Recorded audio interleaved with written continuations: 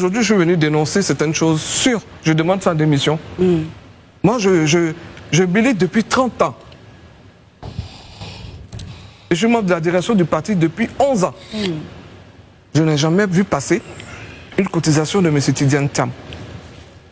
Vous voyez passer les autres fiches des autres militants. Oui, on sait qui est militant. On sait qui est militant. On a les listes de ceux qui payent.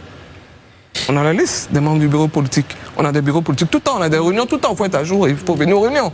Donc on a la liste. Et venait-il aux réunions? Jamais, je dis. Durant les 23 années? Jamais, non, jamais. Mais, madame, il y a pas... Alors, donc, je n'ai pas fini. Je veux dire qu'au niveau des cotisations, quand j'ai commencé à faire mes recherches sur le candidat Thiam, j'ai été informé qu'il est venu payer sa cotisation en mars 2023. Et il a dit se mettre à jour de 23 ans de cotisation. Voilà. Mais le montant ne faisait pas 23 ans de cotisation. Il s'est mis à jour en mars 2023 et il a été nommé membre du bureau politique en mai 2023. Il a tout payé? Il n'a pas tout payé. En tout cas, ce que je sais, c'est que le chèque, la cotisation était à 500 000 quand il partait. Et c'est après, en 2020, qu'on a quitté le RHDP que les cotisations sont revenues à 250 000. Alors, ce qu'on sait, c'est qu'il est venu juste se mettre à jour et 2 jours après, il a été nommé membre du bureau politique. Mais vous, madame Yapo, est-ce que vous n'êtes pas un peu aigri sur les bords? Un peu amer? Amer par rapport à quoi? Non, parce que vous avez été débarqué, sanctionné, exclu du PDCI-RDA. Est-ce que c'est pas ce qui justifie ces volets de bois vert un peu partout de votre part? Alors, mais monsieur Daouda, je fais une conférence moi-même avec mes propres moyens. Je démissionne moi-même de mon poste. Et vous pensez que je suis aigri? Non, non, madame, vous avez été exclu. Ça, au moins, on peut le... Non. Je dis, je fais une conférence le 3 juillet 2024. Je démissionne de mes fonctions, moi-même. Et vous pensez que c'est parce que je suis aigri? Très bien. Voilà, maintenant, mais il se murmure au sein du PDCI que lors du dernier congrès, on vous aurait donné de l'argent justement pour vous payer des choses pour les militants qui ont disparu. Donc concrètement, qu'en est-il concrètement? Non, ça n'a pas disparu. C'était des bouteilles d'eau, c'est chez le vendeur. Ils ne sont pas venus chercher. Donc là, un camion devait venir on pourrait aussi mettre votre moralité en doute, madame. Non, pas du tout. Ceux qui me connaissent n'ont pas de problème, mais j'ai aucun problème avec eux. J'ai aucun problème avec eux. Mais je vais vous dire une chose. L'exclusion dont vous parlez, je ne me reconnais pas dans ça. Je ne me reconnais pas dans cette exclusion. Je reste membre du bureau politique. C'est ce que j'ai contesté aujourd'hui. Parce qu'un président illégal ne peut pas, moi, m'exclure. Pourtant, on vous a exclu.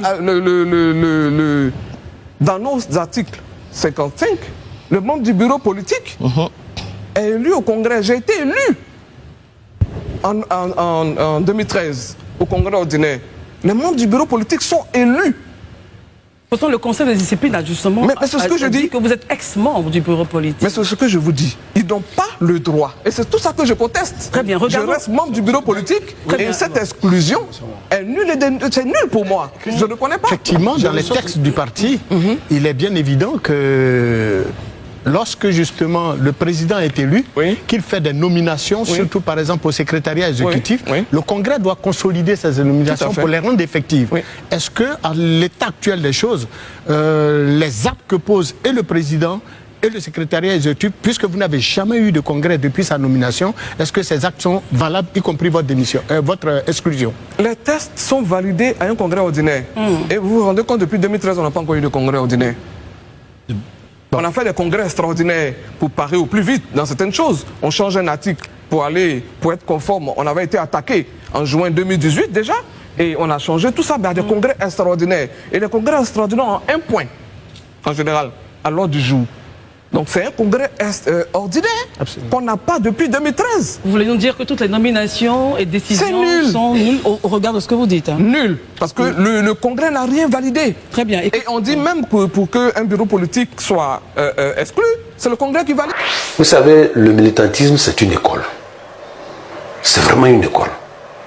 Ce n'est vraiment pas du brouhaha. Quand on est dans un parti politique et on ne veut pas respecter les règles, c'est ça qui amène ça. C'est une école. Je pense que le président s'est mis au-dessus de tout ça. Là. Normalement, si moi j'avais un conseil à donner à notre sœur, je lui dirais, Dieu même lui donne une porte de sortie. Cette porte de sortie, c'est de dire merci à Dieu, je voulais justifier que je n'étais pas coupable, je viens d'être amnistié, je me mets dans le rang et je fais ma bataille interne.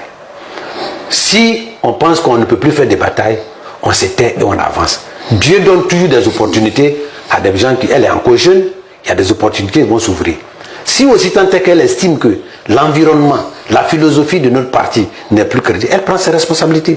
Donc tout cela, ça va, je ne pense pas que ce soit à son avantage maintenant que le président. Tous ceux qui ont fait du bruit, le président vient de leur couper l'herbe sous le pied.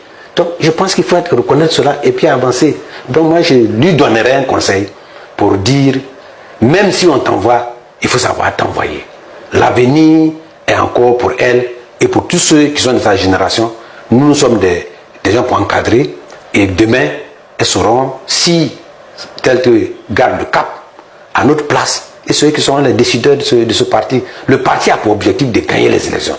Les palabres ne donnent jamais les élections. Sauf si ils ont d'autres missions qui consistent à déstabiliser le PDCI et RDA.